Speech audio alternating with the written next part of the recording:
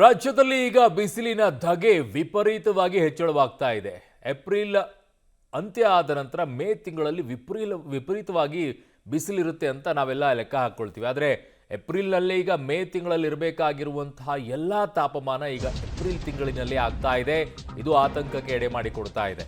ಸುಡು ಸುಡು ಕರ್ನಾಟಕ, ಈಗ ಯಾರೆಲ್ಲ ಬೆಂದು ಹೋಗ್ತಾರೋ ಗೊತ್ತಿಲ್ಲ. ಕರುನಾಡಲ್ಲಿ ಬಿಸಿಲ ಧಗೆಗೆ ಬಳಲಿ ಬೆಂಡಾಗಿರುವಂಥದ್ದು ಕರ್ನಾಟಕದ ಮಂದಿ.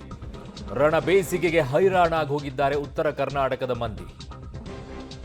ಬೆಂಗಳೂರಿನಲ್ಲಿ ಈಗ 36ರಿಂದ 37 ಡಿಗ್ರಿ ಸೆಲ್ಸಿಯಸ್ ಉಷ್ಣಾಂಶ ದಾಖಲು. ಮುಂದಿನ ದಿನಗಳಲ್ಲಿ ಮತ್ತಷ್ಟು ಬಿಸಿಲ ಝಳದ ಎಚ್ಚರಿಕೆಯನ್ನು ನೀಡಿದ್ದಾರೆ.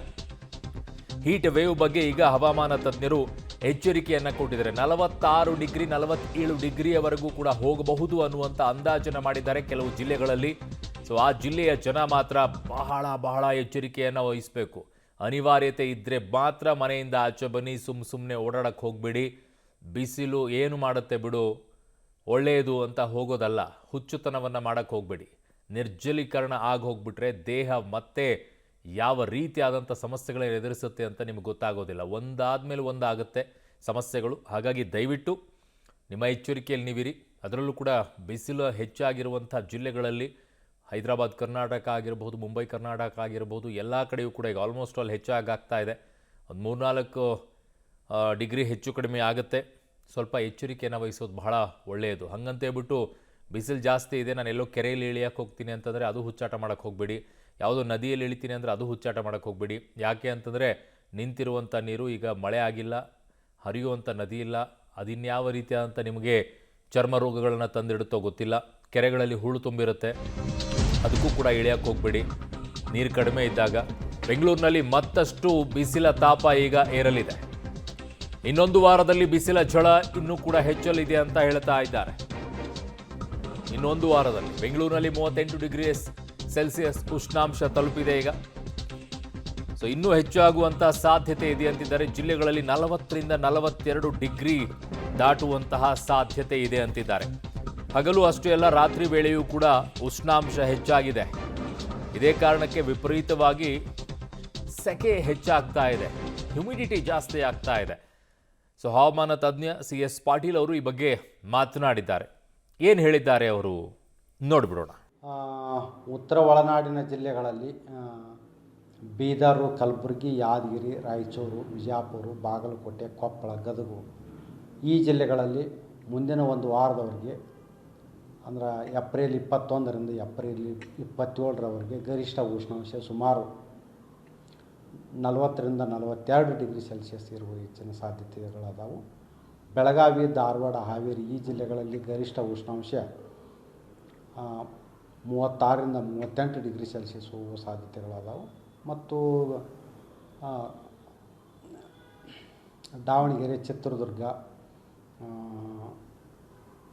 ಬಳ್ಳಾರಿ, ವಿಜಯನಗರ ಈ ಜಿಲ್ಲೆಗಳಲ್ಲಿ ಗರಿಷ್ಠ ಉಷ್ಣಾಂಶ 38ರಿಂದ 40 ಡಿಗ್ರಿ ಸೆಲ್ಸಿಯಸ್ಸು ಹಾಗೂ ಕನಿಷ್ಠ ಉಷ್ಣಾಂಶ 25ರಿಂದ 27 ಡಿಗ್ರಿ ಸೆಲ್ಸಿಯಸ್ ಹೋಗುವ ಸಾಧ್ಯತೆಗಳದಾವು. ಮತ್ತು ಕರ್ನಾಟಕದ ಉಳಿದ ದಕ್ಷಿಣ ಒಳನಾಡಿನ ಜಿಲ್ಲೆಗಳಲ್ಲಿ ಗರಿಷ್ಠ ಉಷ್ಣಾಂಶ 36ರಿಂದ 38 ಡಿಗ್ರಿ ಸೆಲ್ಸಿಯಸ್ಸು ಹಾಗೂ ಕನಿಷ್ಠ ಉಷ್ಣಾಂಶ 24ರಿಂದ 26 ಡಿಗ್ರಿ ಸೆಲ್ಸಿಯಸ್ ಹೋಗುವ ಸಾಧ್ಯತೆಗಳದಾವು. ಮತ್ತು ಕರಾವಳಿ ಜಿಲ್ಲೆಗಳಲ್ಲಿ ಗರಿಷ್ಠ ಉಷ್ಣಾಂಶ 34ರಿಂದ 36 ಡಿಗ್ರಿ ಸೆಲ್ಸಿಯಸ್ಸು ಹಾಗೂ ಕನಿಷ್ಠ ಉಷ್ಣಾಂಶ 24ರಿಂದ 26 ಡಿಗ್ರಿ ಸೆಲ್ಸಿಯಸ್ ಇರುವ ಹೆಚ್ಚಿನ ಸಾಧ್ಯತೆಗಳದಾವು. ಮತ್ತು ಇದಕ್ಕೆ ಒಂದು ಮುಖ್ಯ ಕಾರಣವೇನೆಂದರೆ ಸಮುದ್ರ ಮಟ್ಟದಿಂದ 2.1 ಕಿಲೋಮೀಟರ್ ಎತ್ತರದ ಮೇಲೆ ಮಹಾರಾಷ್ಟ್ರ ಮತ್ತು ಸೆಂಟ್ರಲ್ ಇಂಡಿಯಾದಲ್ಲಿ ಒಂದು ಸ್ಟ್ರಾಂಗ್ ಆ್ಯಂಟಿ ಸರ್ಕ್ಯುಲೇಷನ್ ಇದೆ. ಈ ಸ್ಟ್ರಾಂಗ್ ಆ್ಯಂಟಿ ಸರ್ಕ್ಯುಲೇಷನ್ನು ಯಾವುದೇ ಮೋಡಗಳನ್ನು ಬೆಳೀಲಿಕ್ಕೆ ಅಥವಾ ಆಸ್ಪದ ಕೊಡೋಲ್ಲ. ಮತ್ತು ಪೂರಾ ದಿನವಿಡೀ ಆಲ್ಮೋಸ್ಟ್ ಸ್ವಲ್ಪ ಕ್ಲೌಡ್ ಫ್ರೀ ಇರ್ತೈತಿ, ಅಂದ್ರೆ ಮೋಡಗಳು ಅಷ್ಟೊಂದು ಇರುವುದಿಲ್ಲ. ಇದರಿಂದ ಬಿಸಿಲು ಜಾಸ್ತಿಯಾಗಿ ಮುಂದಿನ ಒಂದು ವಾರದವರೆಗೆ ಉಷ್ಣಾಂಶ ಅಧಿಕವಾಗಿರ್ತೈತಿ. ಮತ್ತು ಬೆಂಗಳೂರಿನಲ್ಲಿ ಕೂಡ ಮುಂದಿನ ಒಂದು ವಾರದವರೆಗೆ ಗರಿಷ್ಠ ಉಷ್ಣಾಂಶ ಸುಮಾರು 36ರಿಂದ 38 ಡಿಗ್ರಿ ಸೆಲ್ಸಿಯಸ್ಸು ಹಾಗೂ ಕನಿಷ್ಠ ಉಷ್ಣಾಂಶ 24ರಿಂದ 26 ಡಿಗ್ರಿ ಸೆಲ್ಸಿಯಸ್ಸು ಹೋಗುವ ಸಾಧ್ಯತೆಗಳದಾವು. ಮತ್ತು ಕರ್ನಾಟಕದ ಒಳನಾಡಿನಲ್ಲಿ ಉತ್ತರ ಒಳನಾಡಿನಿಂದ ದಕ್ಷಿಣ ಒಳನಾಡಿನವರೆಗೆ ಒಂದು ಟ್ರಫ್ ಇದೆ. ಈ ಒಂದು ಟ್ರಫ್ ಪ್ರಭಾವದಿಂದ ಕರ್ನಾಟಕ ರಾಜ್ಯಾದ್ಯಂತ ಉತ್ತರ ಒಳನಾಡು, ದಕ್ಷಿಣ ಒಳನಾಡು ಹಾಗೂ ಕರಾವಳಿ ಜಿಲ್ಲೆಗಳ ಕೆಲವು ಕಡೆ ಅಂದರೆ 25%ಕ್ಕಿಂತ ಕಡಿಮೆ ಪ್ರದೇಶದಲ್ಲಿ ಅಲ್ಪಾವಧಿಯಲ್ಲಿ ಗುಡುಗು ಮಿಂಚು ಸಮೇತವಾಗಿ ಹಗುರವಾಗಿ ಮಳೆಯಾಗುವ ಸಾಧ್ಯತೆ ಐತಿ. ಈ ಮಳೆ ಆಗುವಾಗ ಗಾಳಿಯೂ ಕೂಡ ಸ್ಟ್ರಾಂಗ್ ಆಗಿರ್ತೈತಿ. ಅದರ ಗಾಳಿಯ ವೇಗ ಪ್ರತಿ ಗಂಟೆಗೆ ಸುಮಾರು 30ರಿಂದ 40 ಕಿಲೋಮೀಟರ್ ಬೀಸುವ ಸಾಧ್ಯತೆಗಳು ಅದಾವೆ. ಸರ್, ಈಗ ಬೆಂಗಳೂರಿನಲ್ಲೂ ಕೂಡ ಅದೇ ರೀತಿ ಅಂದರೆ ದಾಖಲೆನಾ ಸರ್ ಇದೆ ಈ ವರ್ಷದ ಬಿಸಿಲು ಈ ರೀತಿ ಆಗಿರೋದು? ಈ ವರ್ಷ ಆದದ್ದು ಏನು ದಾಖಲೆ ಇಲ್ಲ. ಇದು ನಾರ್ಮಲ್ ಟೆಂಪ್ರೇಚರ್ ಐತಿ. ಆದರೆ ಉಷ್ಣಾಂಶ ರಾತ್ರಿ ವೇಳೆಯಲ್ಲಿನೂ ಹೆಚ್ಚಿಗೆ ಇರೋದ್ರಿಂದ ನಮ್ಗೆ ಅತಿ ಸೆಖೆ ಅನಿಸುತ್ತೆ. ರಾತ್ರಿ ವೇಳೆಯಲ್ಲಿ ಎಷ್ಟಿರುತ್ತೆ ಸರ್? ಸಾಮಾನ್ಯ ಬೇರೆ ವರ್ಷಗಳಲ್ಲಿ ಎಷ್ಟಿತ್ತು, ಈ ವರ್ಷ ಎಷ್ಟು? 1-2 ಡಿಗ್ರಿ ಸೆಲ್ಸಿಯಸ್ ಜಾಸ್ತಿ ಇದೆ ಈ ವರ್ಷ ರಾತ್ರಿ ವೇಳೆಯಲ್ಲಿ. ಬೆಂಗಳೂರಿನಲ್ಲಿ ಕೂಡ 24 ಡಿಗ್ರಿ ಸೆಲ್ಸಿಯಸ್ ಉಷ್ಣಾಂಶ, ಗರಿಷ್ಠ ಉಷ್ಣಾಂಶ. ರಾತ್ರಿಯಲ್ಲಿ ಕೂಡ ಸಾಕಷ್ಟು ನಮಗೆ ಸೆಖೆ ಅನಿಸುತ್ತೆ. ಮತ್ತು ಉತ್ತರ ಒಳನಾಡಿನ ಜಿಲ್ಲೆಗಳಲ್ಲಿ ಅಂತೂ ಅತಿ ಜಾಸ್ತಿ ಸೆಖೆ. ಅದು ಕಲಬುರಗಿ ಏರಿಯಾದಲ್ಲಿ 26ರಿಂದ 28 ಡಿಗ್ರಿ ಸೆಲ್ಸಿಯಸ್ ಕನಿಷ್ಠ ಉಷ್ಣಾಂಶನೇ ಇಷ್ಟಿರೋದ್ರಿಂದ ನಮಗೆ ಜಾಸ್ತಿ ದಣಿವು ಅನಿಸುತ್ತೆ ಇದರಿಂದ. ಈಗ ಸನ್ಸ್ಟ್ರೋಕಿಂದ ಒಂದೆರಡು ಸತ್ತೋಗಿರೋ ಘಟನೆಗಳು ಕೂಡ ನಡೆದಿದೆ. ಸೊ ಹಾಗಾಗಿ ಯಾವ ರೀತಿ ಅಲರ್ಟ್ ಅನ್ನು ಕೊಡಿದ್ರೆ ಮೇಗೆ ಇನ್ನೂ ತೀವ್ರವಾಗುತ್ತಾ ಸರ್ ಬಿಸಿಲು? ಈಗ ಬೆಂಗಳೂರಿನಲ್ಲಿ ನೋಡ್ತಾ ಇದ್ರೆ ಏನು ಅನ್ಸುತ್ತೆ, 40 ಡಿಗ್ರಿ ಸೆಲ್ಸಿಯಸ್ ಹೋಗ್ಬೋದಾ ಬೆಂಗಳೂರು? ಅಥವಾ ಬೆಂಗಳೂರಿನಲ್ಲಿ 39 ಡಿಗ್ರಿ ಸೆಲ್ಸಿಯಸ್ ತನಕ ಹೋಗ್ಬೋದು ಮುಂದಿನ ದಿನಗಳಲ್ಲಿ. ಈಗ ಈ ಒಂದು ವಾರದಲ್ಲಿ 36ರಿಂದ 38 ಡಿಗ್ರಿ ಸೆಲ್ಸಿಯಸ್ ಇರೋ ಸಾಧ್ಯತೆಗಳು ಅದಾವೆ ಬೆಂಗಳೂರಿನಲ್ಲಿ. ಓಕೆ ಸರಿ ಸರಿ ಸರ್, ಥ್ಯಾಂಕ್ ಯು. ಮಳೆ ಇಲ್ಲ ಅಲ್ಲ ಸರ್ ಸದ್ಯಕ್ಕೆ? ಮಳೆ ಕಡಿಮೆ ಎಲ್ಲೋ ಸ್ವಲ್ಪ ಎಲ್ಲೋ ಒಂದು ಕಡೆ ಆಗ್ಬೋದು. ಈ ಒಂದು 4 ದಿವಸ ಏನು ಬೆಂಗಳೂರಲ್ಲಿ ಅಷ್ಟು ಮಳೆ ಇಲ್ಲ ರೀ. ಏನೋ ಒಂದು 3 ಡೇಸ್ ಓಕೆ ಸರ್,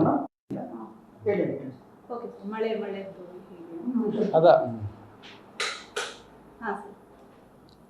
ಅದ ಉತ್ತರ ಒಳನಾಡು ಹಾಗೂ ದಕ್ಷಿಣ ಒಳನಾಡಿನಲ್ಲಿ ಟ್ರಫ್ ಇರುವುದರ ಹಿನ್ನೆಲೆಯಲ್ಲಿ ಕರ್ನಾಟಕ ರಾಜ್ಯಾದ್ಯಂತ ಉತ್ತರ ಒಳನಾಡು, ದಕ್ಷಿಣ ಒಳನಾಡು ಹಾಗೂ ಕರಾವಳಿ ಜಿಲ್ಲೆಗಳ ಕೆಲವು ಕಡೆ 25%ಕ್ಕಿಂತ ಕಡಿಮೆ ಪ್ರದೇಶದಲ್ಲಿ ಹಗುರವಾಗಿ ಗುಡುಗು ಮಿಂಚು ಸಮೇತವಾಗಿ ಮಳೆಯಾಗುವ ಸಾಧ್ಯತೆಗಳಾದವು. ಮತ್ತು ಈ ಮಳೆಯು ಅಲ್ಪಾವಧಿ ಸ್ವಲ್ಪ ಅತಿ ಹಗುರವಾಗಿರ್ತೈತಿ, ಅಷ್ಟೊಂದು ಏನು ಇರಲ್ಲ. ಮತ್ತು ಈ ಮಳೆ ಜೊತೆಗೆ ಗಾಳಿಯ ವೇಗವು ಕೂಡ ಜಾಸ್ತಿ ಇರ್ತೈತಿ. ಇದು ಸುಮಾರು 30ರಿಂದ 40 ಕಿಲೋಮೀಟ್ರ್ ಇರ್ಬೋದು ಇದು ಪ್ರತಿ ಗಂಟೆಗೆ.